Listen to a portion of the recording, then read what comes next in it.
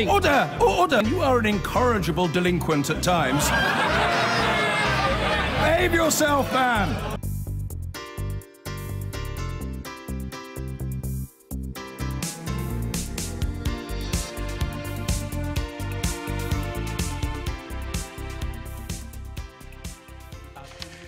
Now, from the fringes to the official US ballot paper. This year, there are white supremacists, conspiracy theorists and extremists among those attempting to run for office as Republicans.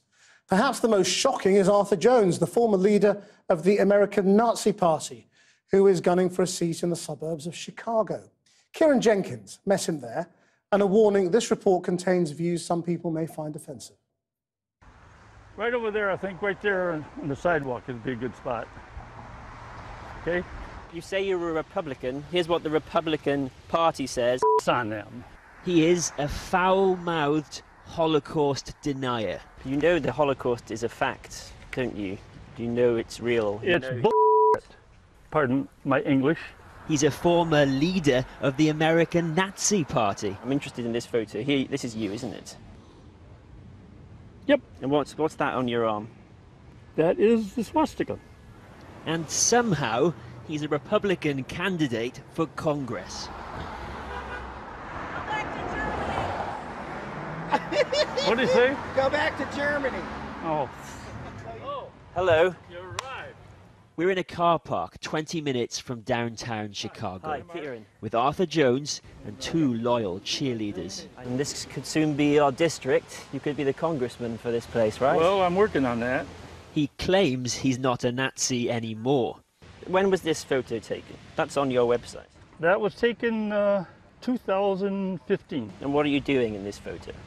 I'm demonstrating with some white patriots. And what's your arm doing? It's giving the Roman salute. November's midterms have been targeted by white supremacist candidates the Republican Party has been rushing to disavow. Ask yourself this question. If being pro-white is white supremacy, what is pro-Jewish? Paul Nealon, once endorsed by Steve Bannon and Sarah Palin. And Patrick Little in California. GOP of California. There's nothing but Zionist stooges. They do the bidding of a foreign power that has committed terrorist attacks against this country. You think they like build the wall? Absolutely. In Trump's America, the extreme and the mainstream have found common ground. Arthur Jones won the Republican primary in this district unopposed. 20,000 votes for a Nazi sympathizer. But do people really know who they voted for? If you're proud of who you are, if you're proud of being a racist, put it on your literature. You can only say so much on a Well, flyer. you've got room for 3 more words. I am a racist. 4 words. I'm not campaigning as a racist. I'm campaigning as a Republican that stands for the white race. Skokie has also attracted a neo-Nazi group and a lot of controversy. Just down the road is a place synonymous with the worst provocations of the far right.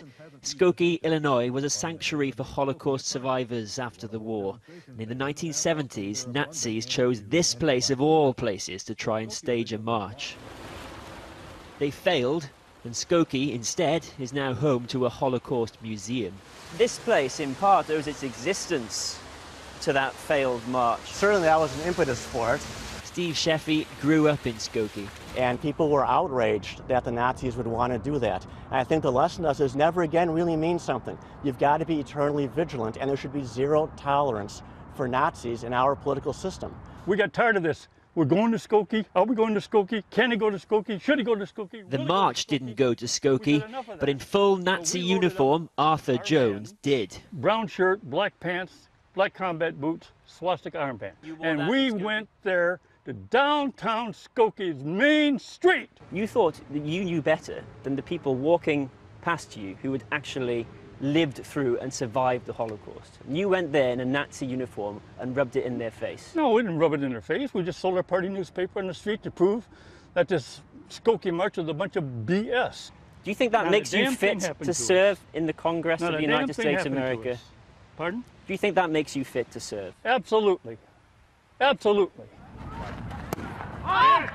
We go to Mount Greenwood, a softball-loving Chicago suburb where Mr. Jones claims he has strong support.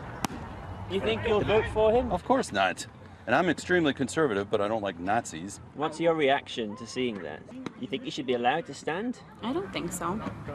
It's not doing that crap, no. This fight may be something of a litmus test for Trump's America. How far is too far? Well, we couldn't find anyone at that softball game who supported Arthur Jones or his views. They are likely to prove just too unpalatable for people here in Chicago. And the district he is standing in is overwhelmingly Democratic. He has very little chance of success. But there have always been these people with extreme views seeking election. What there hasn't always been is a president like Donald Trump, a man they feel they can get behind, whose messaging they feel they can turn to their own advantage. Well, Kieran, you've been talking about the forthcoming elections, but people are still gripped by what happened in the last presidential election. What's the latest in terms of the developments about what Donald Trump knew and who knew and when? Well, we're entering a potentially dangerous new phase of this saga for Donald Trump, again besieged by questions about Russia from journalists today as his former team turns on itself. Now, Trump has always said no collusion with Russia. Well, his former lawyer, Michael Cohen, according to a source speaking to NBC, reportedly says that Donald Trump did have advance knowledge of a June 2016 meeting between Team Trump and a Russian delegation offering to help his campaign. It was that infamous meeting, you remember, that Donald Trump Jr. attended. Now, Michael Cohen is ready, according to reports, to cooperate with the investigation into election interference, which is also looking into him, and to tell them that he was present when Donald Trump Jr. told his father, Donald Trump, about that meeting. Now, Donald Trump has tweeted a denial today. He said, "I did not know of that meeting with my son, Donald Jr." Sounds like someone's trying to make up stories in order to get himself out of a jam. Now, just remember who Donald Trump is attacking here. This is a former member of his own inner circle who looks now like he's going to try and save his own skin. And at what cost to Donald Trump's presidency?